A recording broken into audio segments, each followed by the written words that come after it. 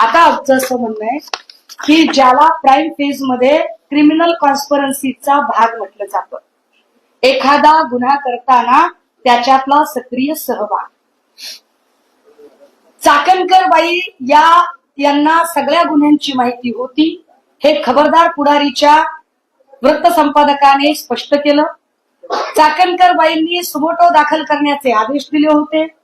चाकणकर बाईंनी अगदी खरातांचा जो पीए ज्याने त्या बाईंना ब्लॅकमेल करायचा प्रयत्न केला होता, त्याच्याही संबंधाने स्वतःचा सक्रिय सहभाग नोंदवला होता. 1 वर्षापासून हे सगळं चाललं होतं. पोलिसांनी 10 दिवसाचा सर्व्हिलन्स लावला होता.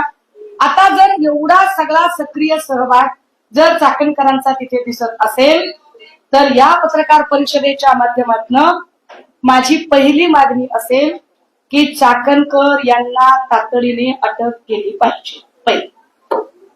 दुसरी मागणी काय आमची, चाकणकरांची ज्याला आपण कन्फ्रंटल एन्क्वायरी म्हणतो, समोरासमोर बसतो, ही कन्फ्रंटल एन्क्वायरी ही झाली पाहिजे.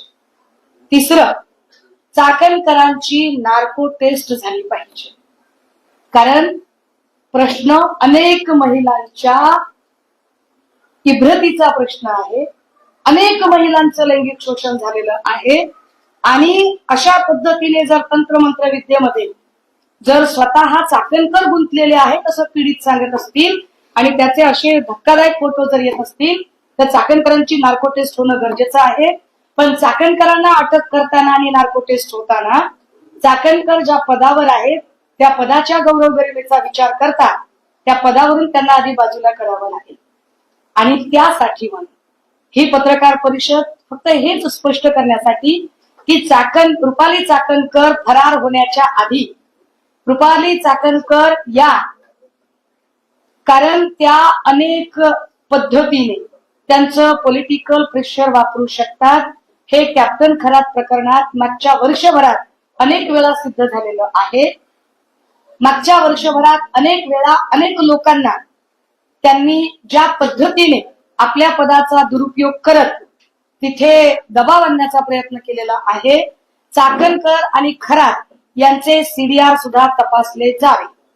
कारण काही पीडित असं म्हणतात की रात्री 2-2 वाजता चाकणकर आम्हाला फोन करून धमक्या देत होत्या. काही पीडितांचं असं म्हणणं आहे की चाकणकर आमच्यावर प्रचंड दबाव आणत होत्या.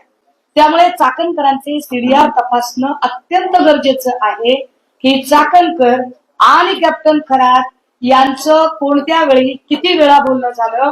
ते सीडीआर यासाठी सुद्धा गरजेचे आहेत की चाकणकर यांनी खरातांना वाचवण्यासाठी काही पोलीस अधिकारी किंवा काही नेते मंडळी यांच्याशी कॉन्टॅक्ट केला का, खरातने काही लोकांशी कॉन्टॅक्ट केलेला आहे का, खरातने काही लोकांना मदत मागितलेली आहे का.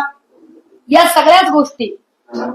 अजून महत्वाची गोष्ट, मला याची कल्पना आहे की पोलीस यामध्ये कुणालाही, आम्हाला आता अशी आशा वाटते की पोलीस यात कुणालाही सोडणार नाही. पण पोलिसांनी इतकीच अजून एक महत्वाची जबाबदारी येते, ती आर्थिक गुन्हे शाखेची. ईडी एरवी इकडे तिकडे फार छापेमारी करत असते, पण ईडीने आता कॅप्टन खरात आणि रुपाली चाकणकर या दोघांच्याही संपत्तीचे स्त्रोत तपासले पाहिजेत. महिला आयोगाच्या अध्यक्ष म्हणून असा किती मानधन असतं आणि त्यामध्ये किती प्रॉपर्टी घेता येते आणि ही प्रॉपर्टी कशी जमा झाली, या प्रॉपर्टीचे सुद्धा सगळे स्त्रोत आता तपासले गेले पाहिजे.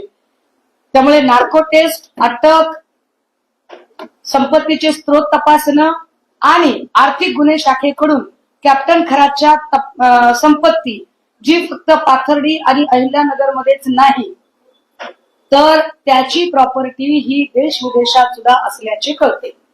या सगळ्या देश विदेशातल्या सगळ्या प्रॉपर्टीज या सगळ्यांवर तात्काळ आणली पाहिजे. यासाठी म्हणून आम्हाला आपल्या सगळ्यांच्या सोबत बोलणं गरजेचं वाटलं. याच्यातले काही जे संपत्तीचे